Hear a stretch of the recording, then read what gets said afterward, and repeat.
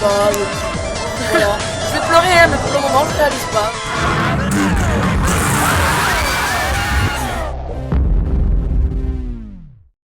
Salut à tous, donc on refait une vidéo sur l'organisation générale de voyage en Corée parce qu'en fait on n'était pas vraiment satisfaite de la première qu'on avait fait. Du coup on va la refaire, donc on va certainement se répéter sur certains points, mais on va aussi donner des détails sur d'autres points. Voilà, enfin des questions auxquelles on n'avait pas répondu dans la première vidéo et donc on va répondre maintenant. J'espère que ça vous plaira. Bye bye.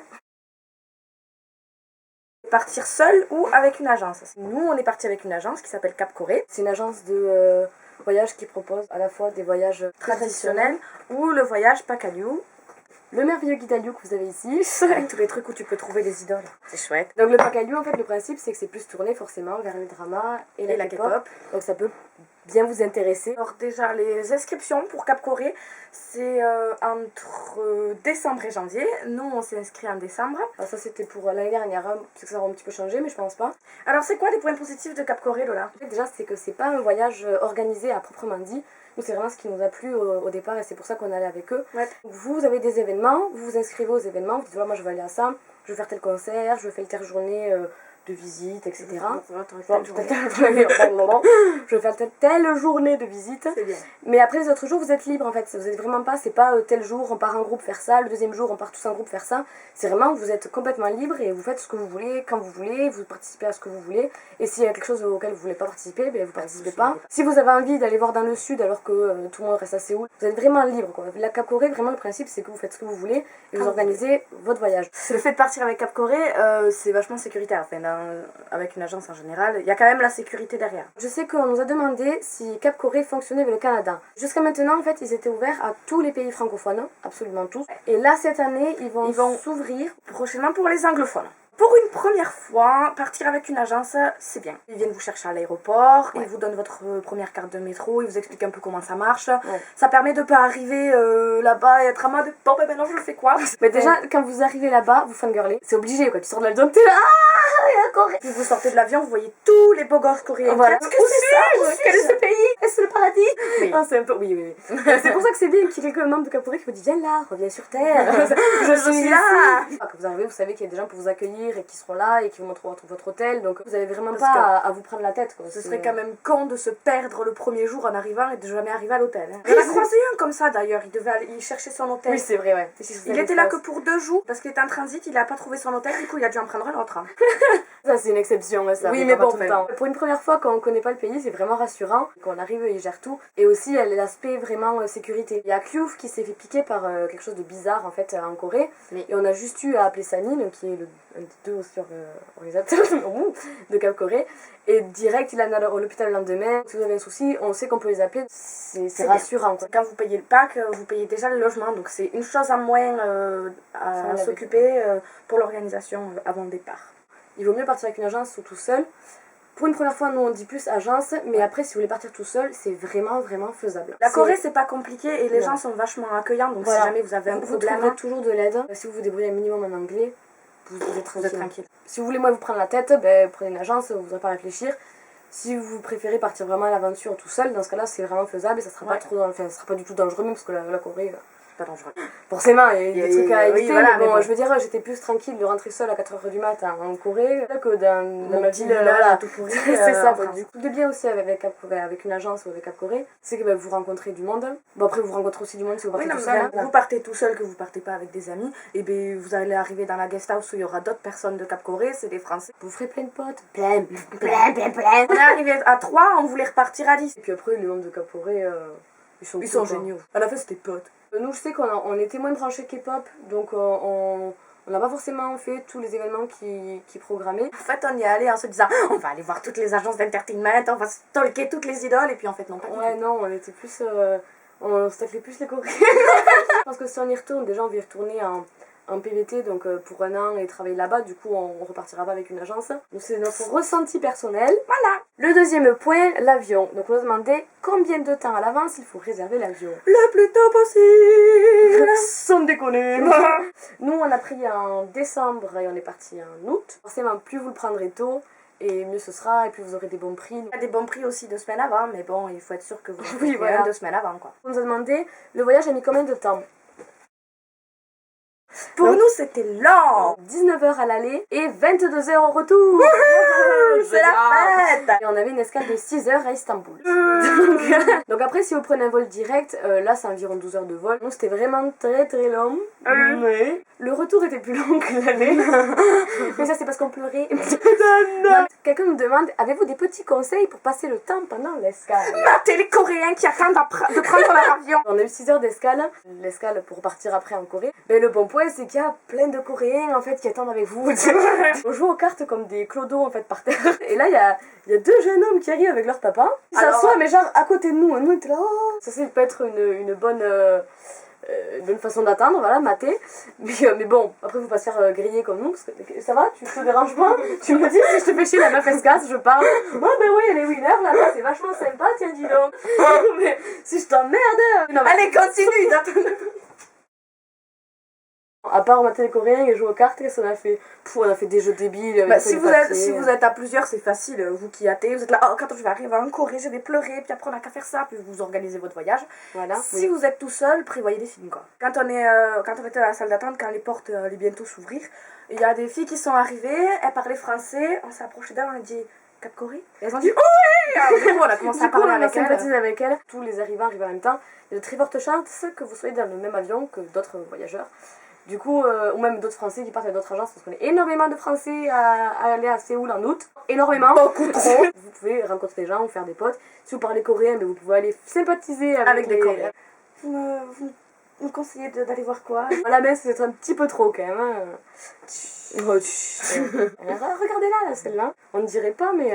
Pas du tout. Alors là, moi, il n'y a que Didi dans ma vie. Didi, il est casé maintenant.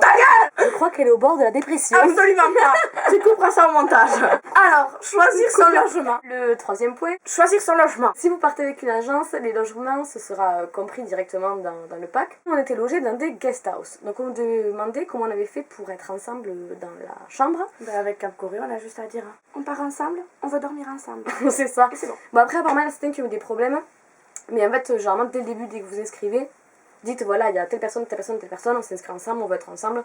Et ils essayent de faire de leur mieux pour voilà. Normalement vous serez ensemble à l'arrivée. Les guest house ça équivaut à des chambres d'hôtes ou des auberges de jeunesse en fait, c'est pas des hôtels. C'est moins cher qu'un hôtel. Très recommandable. Voilà. Vous avez, nous on était en dortoir, les parents d'endroits où ranger la valise. Nous on n'avait pas d'armoire. Vous êtes en Corée, il y a du bordel partout. Enfin nous il y avait vraiment du bordel partout. Ils rentraient certains matins pour faire le ménage. Ils rentraient, puis je disais je repasserai en fin d'après-midi, d'accord? Par contre il faut qu'il y ait rien par terre. D'accord. Après un guest house, vous pouvez être soit en dortoir, soit en chambre double. Soit un mini studio. C'est plus cher si vous prenez une chambre double ou un studio plutôt que si vous prenez le dortoir. En fait, j'ai vraiment l'impression que je te fais chier quand je parle. Et là, et le flamant rose. Oh, c'est joli là-bas, c'est ma chambre ça. Si tu veux. Je te jure, là même je parle, elle a rien à taper. Mais si, je t'écoute. Le Théo, pencil mini sur onglet. Il est trop bien, il est trop bien, il est trop bien, il est trop bien, il est trop bien, il est trop bien, il est trop bien. Si vous partez avec une agence, vous n'avez pas le choix, on vous place dans des guest house et puis bon là voilà, si vous tombez sur une bien, c'est bien, si vous tombez sur une mauvaise, tant pis pour vous. Alors on a perdu Taco, c'est vrai, elle est en plein fou rire juste là. Et ma grâce on a perdu. Donc voilà, en fait il y a certaines guest house qui sont moins bien que d'autres. De ce qu'on a entendu, il y a parfois ça peut être pas super propre. Donc il vous suffit de regarder un peu sur internet et de vous renseigner, voir les avis des gens. Comment t'as fini? Voilà, elle se calme, on attend un peu. On a un ami, ouais. qui était dans un hôtel, lui, mais qui était vraiment pas cher du tout. Non. Mais pas cher du tout, je crois qu'il payait 10 genre 10 € la nuit pour une chambre pour lui tout seul. Bon, c'était un placard à balai. Hein. Au cas où ça vous intéresserait, l'hôtel où il était, c'est le WOW, W-O-W, je crois, hôtel. Et vous regardez WOW Hôtel Gwanghwamun. La paperasse. La paperasse, c'est pas la partie chiante un peu, c'est la paperasse. Oui, c'est pour mais ça en fait, le truc bien pour aller en Corée, c'est qu'il n'y a pas de paperasse. Pour partir en Corée, vous avez besoin d'une chose, votre passeport. Si possible, valide. Voilà, en Corée, on n'a pas besoin de visa si vous y restez moins de 90 jours. Si vous y restez plus de 90 jours, il vous faut un visa. Il vous faut un visa. Les visas disponibles sont le visa touristique. Donc je sais pas les prix. Le visa étudiant si vous voulez faire des études. Je crois que celui-là est payant mais j'en suis pas certaine. Le PVT, passeport vacances travail. Donc ça c'est ce qu'on aimerait faire l'année prochaine. Il est gratuit. Voilà, c'est un passeport gratuit qui vous permet de rester 1 an en Corée et de faire des petits boulots en même temps que vos vacances. Et ensuite vous avez mon prochain visa qui s'appelle le visa conjoint de coréen. Celui-là, je sais pas combien il coûte, mais comme je vais avoir un mari riche... Elle est en plein délire là. Il est là, mon mari. Tu sais qu'il est casé même. Oh Romuald, quand on en appelait. Pour partir en Corée, vous n'avez besoin que du passeport. Vous avez le choix de prendre une assurance voyage ou non. Vous n'êtes pas obligé d'en prendre une parce que parfois, en vérifiant votre banque, en vérifiant avec votre mutuelle, en vérifiant votre responsabilité civile, etc., etc., vous êtes parfois couvert pour les voyages à l'étranger et pour le rapatriement, etc. Si vous payez vos billets d'avion avec la carte bleue, vous êtes obligatoirement assuré pour le voyage. On sait que Cap Corée il propose un partenariat avec Mondial Assurance. Apparemment c'est pas mal. Il faut partir assuré, mais vérifiez tout. Vérifiez tout parce que bon, ce serait bête de payer une assurance si vous l'êtes déjà. Oui, voilà, c'est clair. Vous prenez toujours une copie de votre passeport et votre pièce d'identité, on sait jamais. Voilà. Et votre passeport, c'est votre vie. Un truc aussi qu'il faut penser, c'est à contacter votre banque avant le voyage pour demander si votre carte est internationale. Ouais, j'ai plus de sous, on va retirer, on va faire du shopping. Et je mets ma carte, hein. Je retire pas une énorme somme parce que je suis pauvre. Et puis ça va pas marcher. Et du coup, sa carte ne passait pas du tout là-bas. Du coup, j'ai retiré pour elle pendant tout le voyage. Demandez combien de frais de taxes prennent à la banque pour chaque retrait en Corée. On nous a demandé si on avait eu des soucis avec nos achats pour le retour. Alors en fait, non. Bon, déjà parce qu'on n'a pas acheté grand-chose. Mais, parce qu'il y a un mais, on a fait Incheon, Istanbul, Toulouse. Toulouse, c'était un mini aéroport. Voilà, mini aéroport, et on est passé dans les douanes, il n'y avait personne aux douanes. Du coup, on est passé comme ça, et voilà. Mais je pense que si vous atterrissez à Charles de Gaulle, ça sera possiblement différent. En tout cas, on n'a pas eu de problème. Moi, des potes qui sont rentrés aussi, personne n'a eu de problème. Du coup, vous pouvez aller tranquille. Du moment que vous voulez pas ouvrir une boutique K-pop avec ce que vous ramenez, oui, voilà, ça devrait aller. Je sais qu'il y en a plein qui conseillaient de prendre les factures des produits électroniques qu'ils ont. Par exemple, vous avez une tablette Samsung, un téléphone high-tech Samsung, et vu que Samsung c'est coréen, qu'il valait mieux prendre la facture que vous voulez bien acheter en France pour pas justement être emmerdé avec les douanes. Et la repayer une deuxième fois. Voilà. Une fois que vous avez tout ça, il vous reste plus qu'à attendre que le jour du départ arrive. Voilà, cette deuxième vidéo sur l'organisation d'un voyage en Corée est terminée. On espère que ça vous a plu. Si vous avez d'autres questions aussi sur d'autres sujets, comment c'est là-bas, les transferts, qui sont les Coréens, est-ce qu'ils sont canons, où ils sont, tout sur onglet partager, aimer, etc. On vous aimera toujours si vous le faites pas, mais on vous aimera encore plus si vous la partagez et l'aimez. On est mignonnes quand même. Oui, oui. Pourquoi on leur a fait peur, non? C'est pas grave. On est quand même. C'est toujours elle. C'est parce que même si nous on est mignonnes, nos familles le sont encore plus. C'est les amadoués là. Tu vas l'entendre. Vous pouvez aussi regarder notre vidéo sur le budget qui est déjà sortie, qui vous apprend plus sur comment s'organiser, que mettre de côté, etc. On vous aime, on espère que ça vous aidera et... Elle se plante et tout. On se revoit pas la semaine prochaine, mais on sait pas quand, pour la vidéo sur que mettre dans sa valise pour un voyage en Corée.